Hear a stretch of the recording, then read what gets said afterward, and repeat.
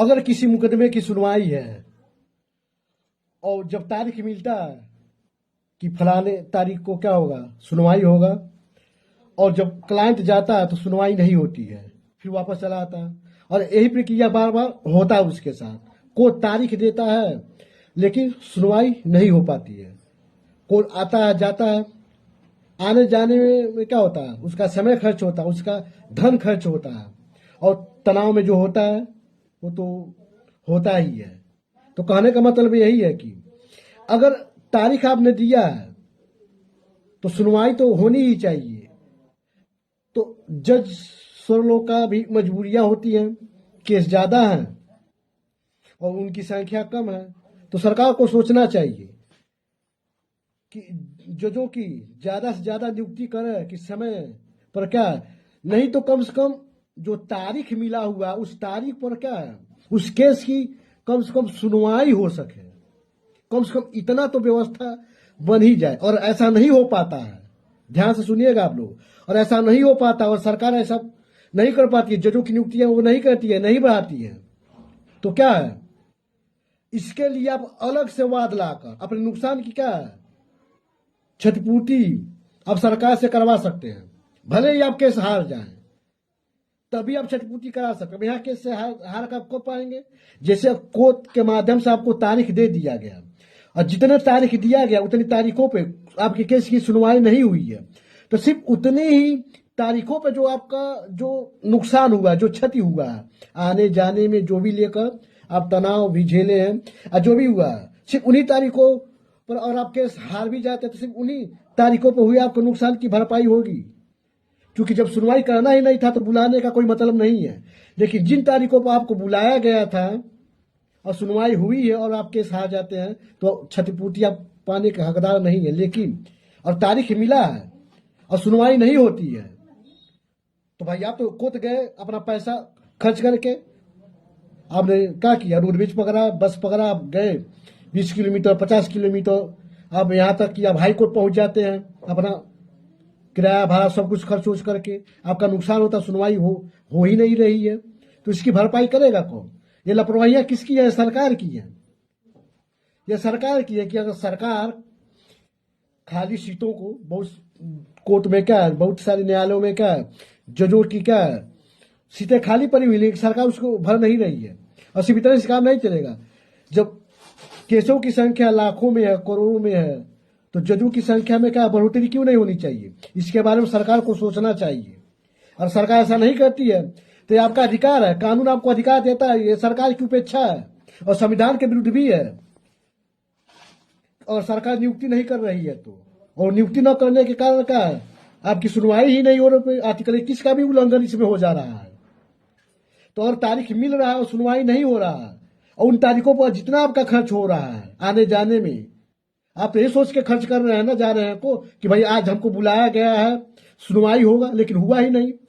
तो जो नुकसान आपको हुआ तो आप अलग से क्या वाद दाखिल करके सरकार के विरुद्ध आप क्षतिपूर्ति क्या प्राप्त कर सकते हैं, और सरकार को देना ही देना होगा। न्यायालय सुनवाई करेगी, न्यायालय आदेश देगा, चूंकि ये आपका हक बनता है, यह आपका हक बनता है। इसलिए सरकार को इन सारी चीजों से, इन बातों से अगर बचना है तो क्या करना होगा सरकार को? आप भर्तियां कीजिए, जजों के ऊपर कम बोझ आए, कम से कम जो तारीख जज दे रहा है, कम से कम उन तारीखों पर उस केस की सुनवाई तो कम से कम वो कर सके।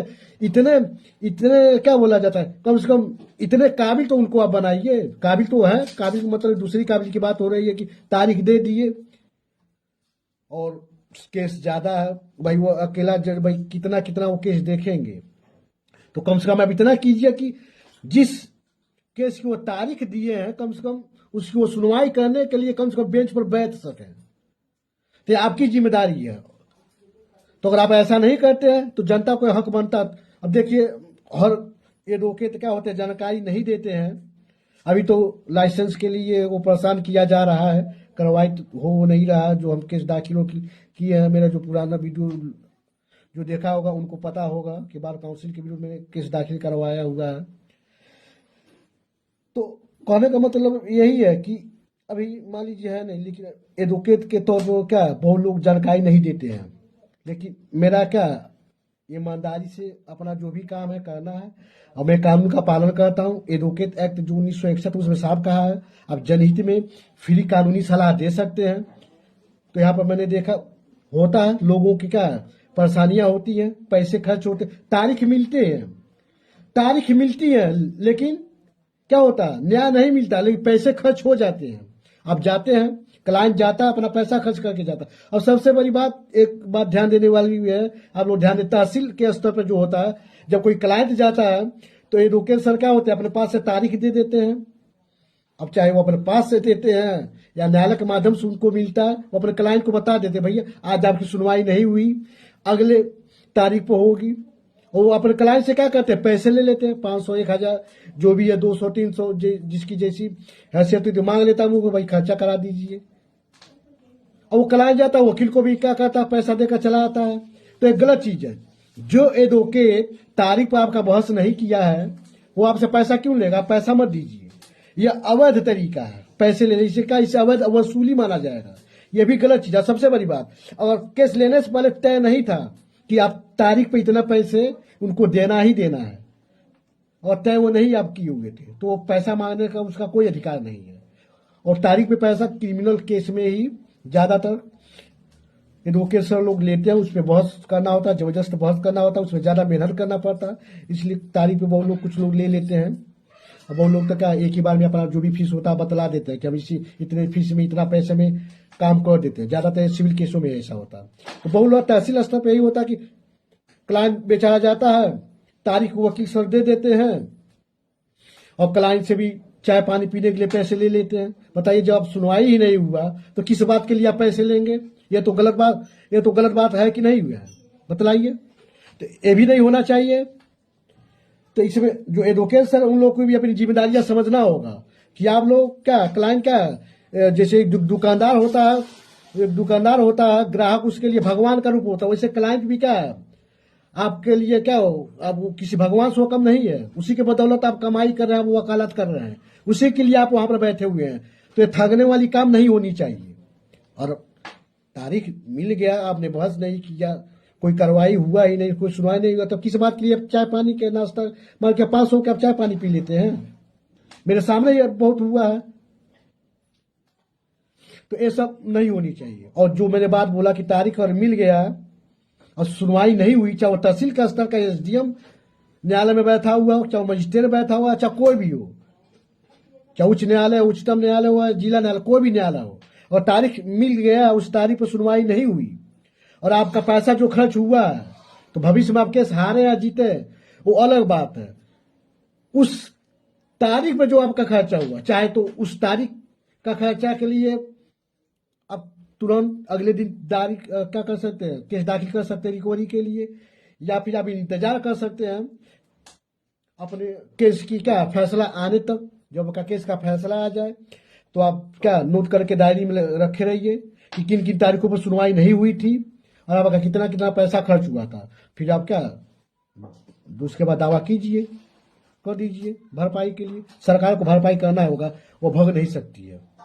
और सबसे बड़ी बात, खाली सीटों को भरा जाना चाहिए ताकि जज सर लोगों के ऊपर क्या काम का भार कम आए और वो कम से कम क्या अपने वादों को क्या वो निभा सके। और उन्होंने तारीख दिया है तो कम से कम उन तारीखों पर वो क्या उस केस की सुनवाई के लिए कम से कम बैठ सके। अगर फैसला न भी आ पाए तो कम से कम सुनवाई के लिए वो बैठ सके कि हाँ क्लाइंट को लगे कि तारीख मिला था, हम आए हैं, जज साहब बैठे हुए हैं, उसको उम्मीद रहे, बना रहे, वो निराश न हो। बहुत लोग निराश होकर जिंदगी से हार मान जाते हैं, तो ऐसा होना नहीं चाहिए। बस यही कहूंगा। और वीडियो अच्छा लगे तो जनहित में, और आप लोगों की भलाई आप भी करना चाहते हैं तो कम से कम इस वीडियो को आप शेयर कर सकते हैं कि लोगों तक पहुंचे और लोग जागरूक हो और वो अपने अधिकारों को जाने। और पसंद आए और आप नए यूजर हैं, वीडियो को देख रहे हैं तो फॉलो कीजिए ताकि अगले वीडियो में आपको अलग प्रकार की नई जानकारी आपको प्राप्त हो सके। तो वीडियो ज़्यादा से ज़्यादा शेयर कीजिए और आपको पसंद आए तो धन्यवाद।